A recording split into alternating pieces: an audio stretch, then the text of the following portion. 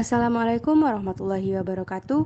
Kami dari kelompok 1 izin mempresentasikan hasil kerja kelompok kami yang berjudul Keracunan Logam Berat yang beranggotakan Agnes Deswita, Khairunisa Susniza, Muhammad Ferry Ardiansyah, Syahzidan, dan Fauzan Tris Afisena. Apa sih yang dimaksud dengan logam berat? Logam berat merupakan unsur non-organik yang memiliki massa jenis besar dari 5 gram per cm pangkat 3. Apa aja contoh-contoh yang termasuk ke dalam logam berat? Yang pertama ada kromium, timbal, merkuri, zinc, dan arsen. Logam berat terbagi menjadi dua tingkatan toksisitas. Yang pertama ada esensial, yang mana logam berat esensial relatif kurang berbahaya pada konsentrasi rendah. Contohnya ada zinc, koper, Fe, dan kobalt. Tingkatan yang non-esensial yaitu sangat beracun pada konsentrasi rendah. Contohnya ada kadmium, merkuri, arsen, dan kromium. Baik, selanjutnya, fungsi logam berat dalam tubuh. Secara umum, logam berat esensial merupakan faktor dalam berbagai proses biologis memainkan peranan penting dalam pemanfaatan oksigen, pertumbuhan sel, berbagai reaksi enzimatik, sintesis biomolekuler, dan kekebalan tubuh. Yang pertama, besi. Untuk hemoglobin, mioglobin, suksinat dehidrogenase, dan aldehida oksigen. Yang kedua, tembaga. Untuk sitokrom C oksidase, seruplasmin, tirosinase, dan superoksida dismutase. Yang ketiga, seng atau zinc untuk pelipatan protein, sintesis DNA, kesuburan pria, dan hormon pertumbuhan. Yang keempat, kobalt. Sangat penting untuk sintesis vitamin B12. Adapun sumber toksikan yaitu merkuri atau Hg, itu dari ikan dan kosmetik. Yang kedua, timbal dari industri terkait seperti manufaktur otomotif dan baterai, penyulingan, dan peleburan logam.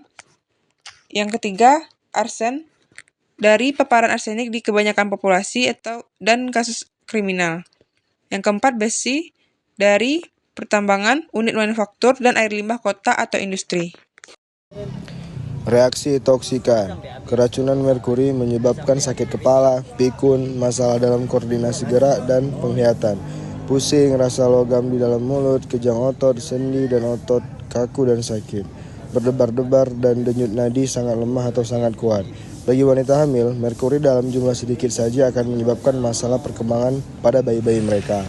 Keracunan timbal. Gejala keracunan timbal antara lain gangguan perilaku, kesulitan dalam berkonsentrasi, gangguan gerak, sakit kepala, anemia, dan nyeri kolik perut. Keracunan kadar timbal yang tinggi menyebabkan tanda-tanda ensefalopati atau kondisi ditandai dengan pembengkakan otak, peningkatan tekanan di dalam tengkorak, delirium, atau gangguan mental yang ditandai oleh halusinasi, koma, kejang, dan sakit kepala. Keracunan arsen. Gejala yang umum terjadi adalah mual, muntah, rasa sakit perut, diare, berair, dan air liur berlebihan. Gejala lain yang dapat terjadi adalah psikosis akut, ruam kulit yang menyebar, kardiomiopati, dan kejang. Kelainan darah, gagal ginjal, gagal napas, dan edema paru sering terjadi. Pada saraf dapat terjadi gangguan saraf tepi dan juga gangguan pada otak. Keracunan kadmium. Toksisitas kronis CD bisa merusak sistem fisiologis tubuh, antara lain sistem urinaria atau REN, sistem respirasi atau paru-paru, sistem sirkulasi atau darah, dan jantung. Kerusakan sistem reproduksi, sistem syaraf, bahkan dapat mengakibatkan kerapuhan tulang. Toksisitas kronis CD baik melalui inhalasi maupun oral, bisa menyebabkan kerusakan tubulus renalis, kerusakan ginjal yang ditunjukkan oleh ekskresi berlebihan, protein besar, molekul rendah, gagal ginjal, gangguan sistem kardiovaskuler, gangguan sistem skeletal, menurunkan fungsi pulmo, episema, kehilangan mineral tulang yang disebabkan oleh disfungsi nefron ginjal, berkurangnya reabsorpsi Ca, dan terjadinya peningkatan ekskresi Ca yang berpengaruh terhadap tulang. Selanjutnya, pengobatan. Perawatan keracunan logam berat bervariasi berdasarkan jenis logam yang terakumulasi dalam tubuh Anda.